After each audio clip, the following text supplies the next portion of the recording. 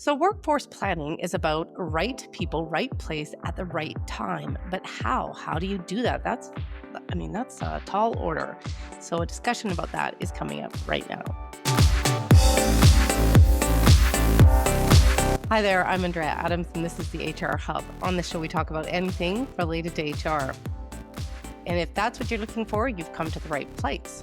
Please subscribe to the show or to the podcast to keep learning from my guests. So today, my guest is Ross Sparkman. Ross is the Senior Director of Workforce Strategy at Walmart, and he's held similar roles at Nike and Meta. He's also releasing the second edition of his book, Strategic Workforce Planning, around the date that we're planning for this episode to come out. I think guru, when it comes to workforce planning, might sum him up nicely. And as a bonus, he's also from Calgary, which is where I live. Hi, Ross. How are you? Good. How you doing, Andrea? Thanks for Uh, having me on the show. yeah, well, thanks for coming on, fellow Calgarian. Exactly. Go Flames. This is going to be an intro discussion. So can we kick off it with what is workforce planning? Yes, the age-old question, what is workforce planning? I think fundamentally, when we think about workforce planning, really it is about future-proofing the work or workforce readiness. And so what that really means is, from a both long-term and short-term perspective, it's about having the right people or employees with the right skills and capabilities, uh, working on the right things, in the right place, location, at the right cost. And, again, that's a little bit of a tall order. But essentially, what it means is that we want to be able to understand, what the workforce represents from a workforce distribution in terms of the right skills, the right levels, the right locations today, and then understanding where the workforce needs to be in the future for those same skills, location, and different variables. So it's really about understanding the workforce today, understanding what's needed for the workforce tomorrow, and then understanding what gaps need to be filled, what strategic actions need to take place to mitigate against some of those gaps. Just as you were talking there, I was thinking, geez, is this a big organization thing? Like, at what size of organization does this become relevant? The scale and the scope of how you approach workforce planning might change depending upon the size of your organization. But fundamentally, even if you're a smaller organization or a smaller company, even if you have 20 people in your organization, the fundamental requirements of understanding, the skills and capabilities and what those individuals are working on and what uh, that might look like in the future are still applicable. So Mhm. you might not have as much resources and you might not have the sophistication in terms of the processes and the technology and the tools and the data if you're a smaller organization. But fundamentally, the principles behind workforce planning, I think, still hold for smaller, medium, and larger organizations. Okay. Do you want to talk to me about the principles? What are the principles? Yeah, I think so. Principles, when I think about workforce planning, maybe we can even start by breaking it down a little bit further and talking about short-term workforce planning versus long-term workforce planning, or Okay. strategic workforce planning, and that way I can kind of dive in and tell you a little bit more about some of the Okay. principles. Okay. Workforce So style. so let's start with short-term planning, and if you Okay. yeah, include the principles while you're at it. Typically, there's an annual process that happens in most organizations where they are going through the budget planning process, and the budget usually entails all the spending that you're going to do, which obviously includes your workforce and your wages, uh, and effectively allocates resources across different parts of the business, and again including your workforce and your hiring budget. So in short-term workforce planning, really the process and the role of workforce planning is to ensure that as the organization is going through this budgeting process, that you have a pretty good sense from the workforce standpoint where you are going to be allocating some of that budget and some of those resources across which teams. How much are you going to be growing or even potentially shrinking? What level and what will those cost, depending upon if it's a more senior role or more junior role. Again, the location, where are you going to be hiring? Is it just one office? Is it a global outfit that you have in terms of your organization? So there might be regional differences. You want to be able to understand, the sequencing and the timing of that hiring, right? So that you ensure that your talent acquisition function has enough time to prepare and actually go out and source the candidates.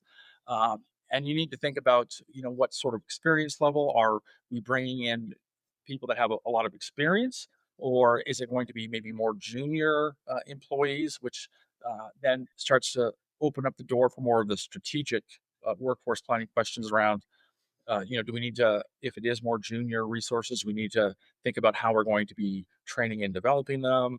Uh, are there elements that might impact generational preferences and for a more junior versus a senior workforce? So really, it just comes down to thinking through what are the resources, where they need to be located, how much will they cost, how will we get them in the door in the right time to make sure that we're meeting the business requirements? And then as we start to think longer term, it becomes more strategic. And I could talk a little bit about this longer Yeah. term view and what that means. Yeah. We'll get to the long term and the strategic. But as you were talking there, I was like, well, okay, there's a ton of analysis going on, Yeah, but what's the cadence of this work? Like, are you doing it once a year? Or like, what does that look like? that's a really good question. And I think that's actually one of the what I would call key distinguishing factors between doing good workforce planning or agile workforce planning and maybe more static or not as good at workforce planning. Okay. The way that it should work is you kind of go through this pre-planning process or this kind of budget planning process. Maybe that takes 3 months. Workforce planning and HR should be really involved in that. But once the plan is set and the budget has been defined and everybody sort of signs off on it, whether it's the board or your C-suite, then it really becomes a matter of what I would call a monthly cadence at the minimum. Mhm. And in this monthly cadence, maybe it's an hour meeting where you would have maybe your whoever's leading driving your workforce planning efforts. You would want your sort of HR business partner, your talent partner, whether it's TA or somebody else from talent, a finance leader, obviously, and then the business leader. And the idea would basically be coming out of that budget process, you would have like an annual workforce plan. And that plan might say that you're hiring X number of employees in X location at X cost. You want to be able to do that every month, track how you're progressing against that initial plan. And that's where I think some organizations don't develop the tactical or the process rigor to be able to do that. But you want to come in every month with data, say how do we track, how are we tracking against the plan, whether it's growing or shrinking or staying the same. Where have we seen attrition? Where are we having issues hiring? Have there been additional needs based on the business and where we're going that might necessitate more resource requirements and more hiring? And you want to be able to do that every month and keep the business in the loop.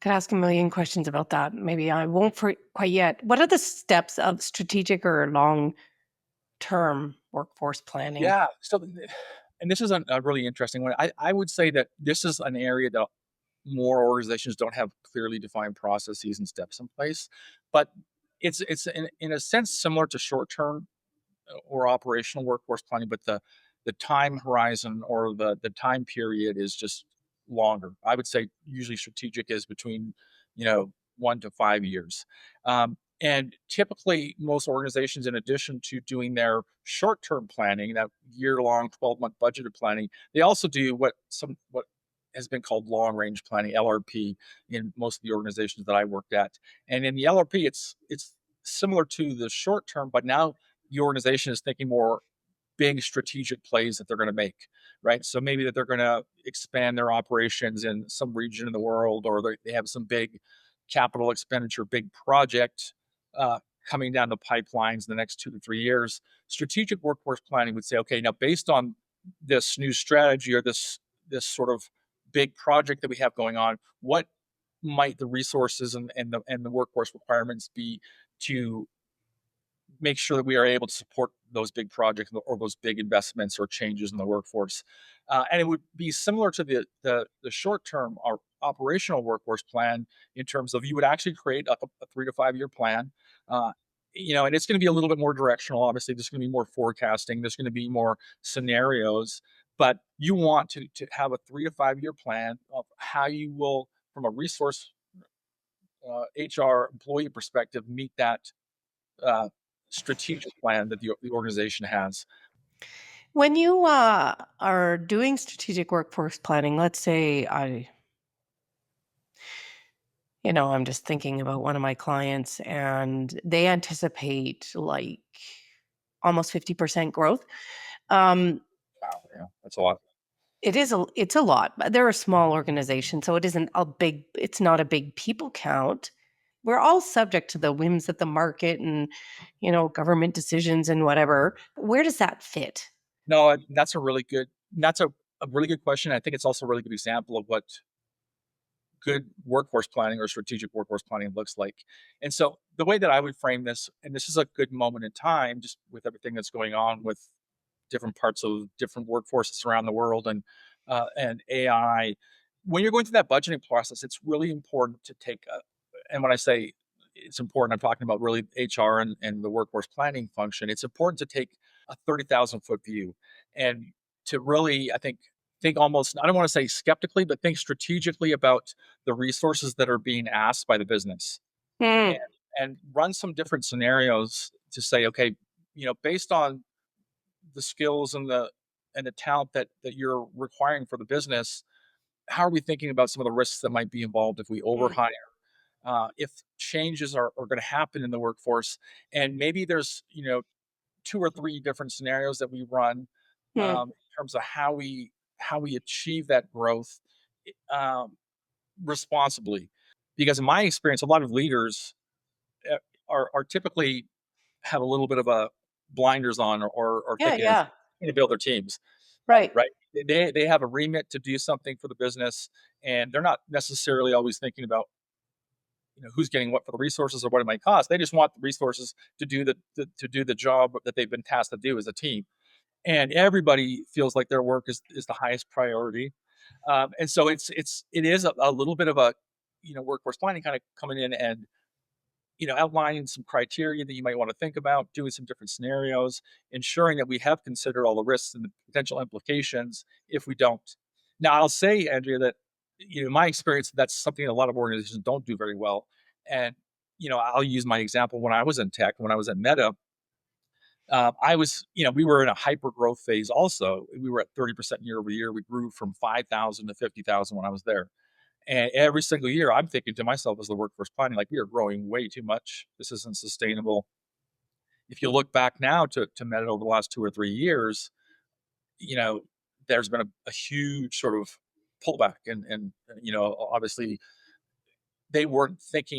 leaders were not thinking strategically enough over the last 5 or 10 years around how much they should grow. So there's always going to be that resistance, and I think that's just the inherent part of the role, is to think more critically and to ensure that at least at the minimum you've raised the red flag to leaders around where there could be potential risks.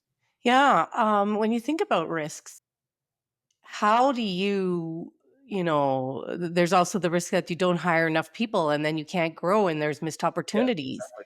Yeah. You've got like risks coming in from like pretty much 360. How do you boil that down into decision making? So there's a couple things. So first of all, one of the things that is a big part, and this is when you start to get into more strategic workforce planning. Some organizations do it, some don't. It's called workforce segmentation, and basically the idea is, and this is another sort of cross-functional activity that workforce planning should be doing with the business and HR, but it's basically workforce segmentation is to basically look across all of the roles in the workforce and then try to segment those those roles into different categories. And so the way that we think about it in lives in at Walmart and in past lives is in the technology function, we would have kind of 3 categories. We would call your developers or your software engineers builders. Yeah. That's really the crux of where the work is happening. Like absolutely have to have those, you know, those employees and that skills in those roles to be able to execute on your strategy. Then you have called the enablers. For software engineers, you need product managers and project managers. They can't do anything unless you have Mm. somebody that's really outlining the requirements for what they're building, and Okay, then yeah. actually manage the project. So we would call those enablers, and then everybody else we would call operators. So your supporting function, it would sort of be your true overhead costs. So the parts of the business that are not necessarily growing revenue, or I don't want to say adding value because that's not necessarily the case. We need the supporting roles and function, but they are more pure overhead. And so if you start to break out, as again as an example of how you can start to prioritize the workforce into these three segments, and again I'm talking about tech, you can now start to say, okay, well, based on our strategic direction the business is going, based on the fact that we know that there's risks out there, where would we want to, or how much of our total investments should we be looking at across these three different segments, and starting to use that as guidelines for really making more strategic decisions. If we needed to kind of pull back, which of these three groups could we do that, for, and not necessarily put the business at risk for not having the right talent. Again, it's a very difficult exercise to do from a change management perspective because everybody thinks that their work again is the most important, and everybody thinks that they're builders. And so when I in my past and the way that we do this sort of activity is it really is it's a senior level sort of exercise that you want to be having with your top leaders, and even then, there's going to be sometimes disagreements around who's kind of critical roles or who's not. But it really should be something that you're working with the top leaders against, really getting priorities across and ensuring that there's a clear understanding what those risks are, and why uh, the business would want to invest in certain areas at certain times and not. So that's one potential, you know, approach to kind of thinking about this. Another is um, also thinking about how you might use contingent workforce. And again, once you start to understand the business and have a really good sense for what parts of the business fluctuate. Again, and I'll use an HR example. If you're in high growth mode, you're going to need more recruiters naturally to hire the people coming in the door. If we think that there's going to be a world where something happens unexpectedly and we don't have to hire as much, recruiters sometimes, unfortunately, are a group that gets impacted. And so when you're thinking about planning for the future workforce, is there a world where maybe you have a certain percentage of your recruiters that are contractors, so Mm. that gives you flexibility when there's a slowdown, to where you don't have to necessarily let go and have a big sort of you know downsizing moment. So Mhm. there's things like that. Again, when you're going through that planning process, when you're thinking strategically, having those different scenarios, thinking about the risks and the growth, all through the lens of meeting the business objectives, if that makes sense. As I introduce the topic, we talk about right skills at the right time in the right place. That covers so much of HR. It's recruitment, it's training, it's I don't know, like it's everything Pretty really. much, yeah. How do we make sure that workforce planning is integrated into other HR work? Yeah, it's a really good question. So, I mean, in my mind, the first step is really building out as part of the HR operating model. And I think Hmm. right, like when you're thinking about all the key milestones and the actual ebbs and flows of the business and how HR supports that, workforce planning should be part of that. And I think the good news here is that a lot HR should really be thinking of workforce planning as a supporting function for the rest of HR, right? And I'll use a couple examples here. Let's say that you are in onboarding, right? And you're trying to plan some onboarding classes or your onboarding content for the next fiscal year. And it's next fiscal year is 2 months around the corner. Well, you need to know how many people you're going to be hiring, and you need to know where they're going to be hiring them, what level they're going to be hiring them, et cetera. So that right off the bat is something that the workforce planning team or the workforce planning should be providing, that onboarding. Similarly, if we think about L&D or talent management, we know that maybe there's an organization that has a certain number of manager training or specific areas of training that are either mandatory they want to provide to the organization. the question becomes then, well, how much training will be provided? If it's in classroom, how do we plan for that? Again, if we think about workforce planning, we could say, well, there's going to be this many people that are going to be being promoted into manager roles. We think that attrition is going to be this much, and you might lose some. And so it helps also give that function in HR ability to understand. Okay, well, you know, we might be increasing our managers in this part of the workforce, so we need to be ready in terms of the training. Um, Also, on that same vein, there again through that strategic workforce plan, where we start to identify where there might be gaps in the skills that we need to develop to meet our strategy. We can work with the L&D workforce plan and say, okay, well, that we know that there's a gap here. Where do we see more gaps in the workforce from a skills perspective? And maybe and we'll use a really good salient example right now. It could be just in Gen AI prompt engineering. There's Hmm. probably gonna be certain groups uh, across the business that need to be developing that skill set, right? Again, thinking through the future, if L&D and talent are working directly with this workforce planning team, they'll have insight into knowing like, oh, well, yeah, 2 years from now, that could be something that's really, really important for our workforce. We should start thinking about how we are going to prepare workforce through our training and development to be able to do that. So I think two poles, building that rigor around actually making workforce planning part of the process, and then ensuring that there's communication and visibility, and that your HR leaders know to leverage workforce planning to help them do their jobs. I think then it starts to connect those dots. How has workforce planning changed while you've been doing it? And what do you anticipate? In certain areas, it's changed. In certain areas, it hasn't changed. I think there's definitely a more awareness of sort of workforce planning than there used to be. I know it's still not necessarily a super well understood part of the business, and some organizations don't do it. But I think it's started to get a little bit more traction Hmm. and visibility than it used to have.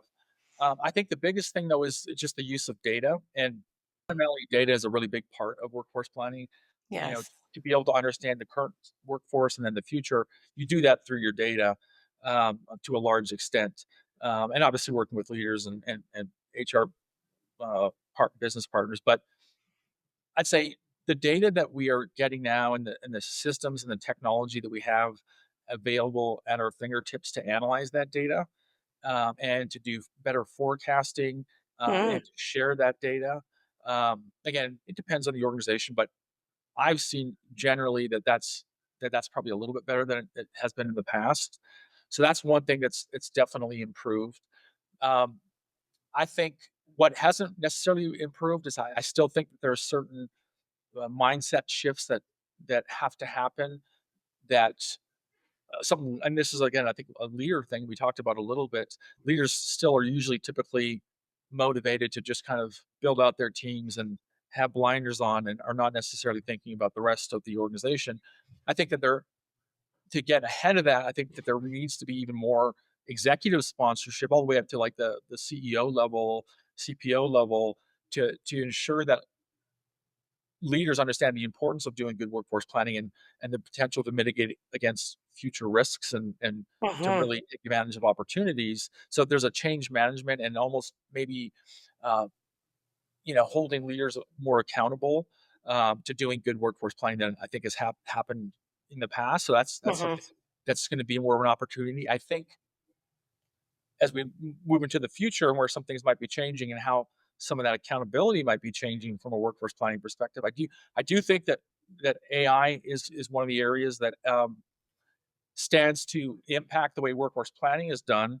But also, as we think about how leaders are going to be um, think not, I won't say forced, but probably put in position to be held more accountable for how they think about their workforce, is something that could happen in the future, right? Where if if AI has the potential to take 30% of the tasks that any particular role does, leaders are going to have to think about how they get the most efficiency out of AI, and should they be hiring as many, or should they be creating new roles? And I think that your CEOs of the world are going to start holding their leaders more accountable to be able to do that. They don't want to build out a big workforce if they're going to have to shave it down or shift folks around. And I think Yeah. it's a really critical moment in time that that's going to start to happen.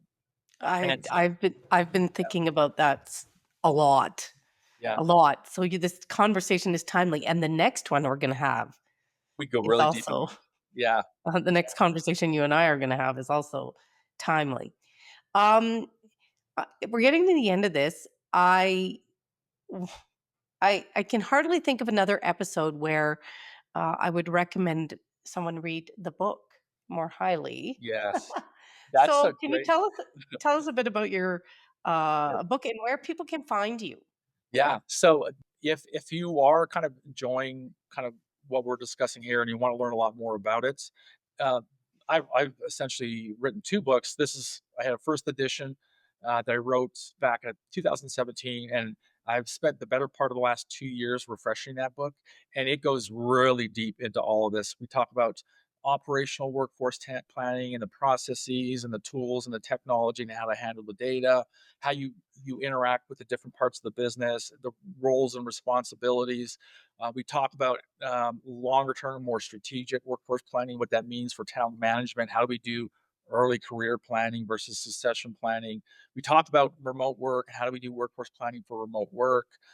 We go deep into discussing exactly what we kind of just talked about here, Andrea, and is like, how do we do workforce planning for a world that is where the workforce and the way that we work is going to start to dramatically shift, meaning we're going to be working with AI as part of the workforce. How do we plan for that?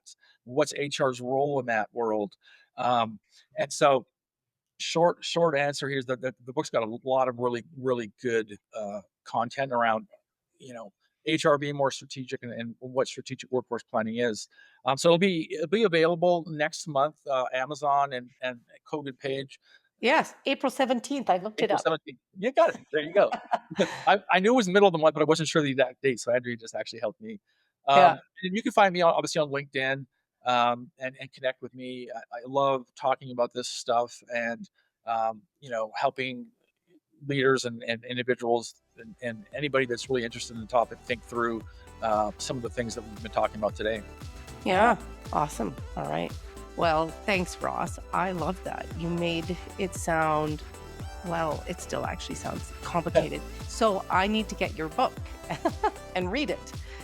Uh, I did an episode on mission, vision, values. I don't know that it's all that related to this topic, but it's interesting to me. It's something that's current at the moment. They can be words on paper, but they don't have to be. And a link to that episode's right here. Thanks for watching out there, and see you next time.